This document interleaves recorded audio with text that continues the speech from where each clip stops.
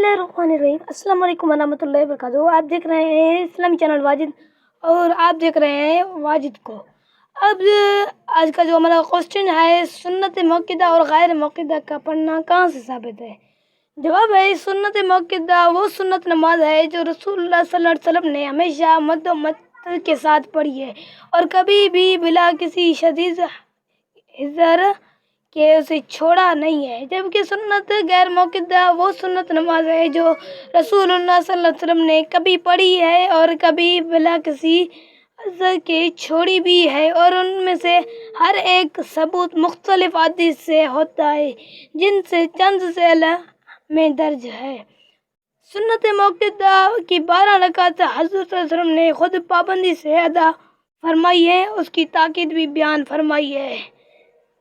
इस हदीस में हमें गैर मौक़िदा और मौक़िदा के बारे में सुना, इसमें समझा भी है, और ऐसे न्यू हदीस सुनने के लिए और समझने के लिए हमारे यूट्यूब चैनल इस्लामी चैनल वाजिद को सब्सक्राइब कीजिए, बेल आइकन को ज़रूर दबाइए, और ऐसे हम आपके साथ शेयर कर देंगे।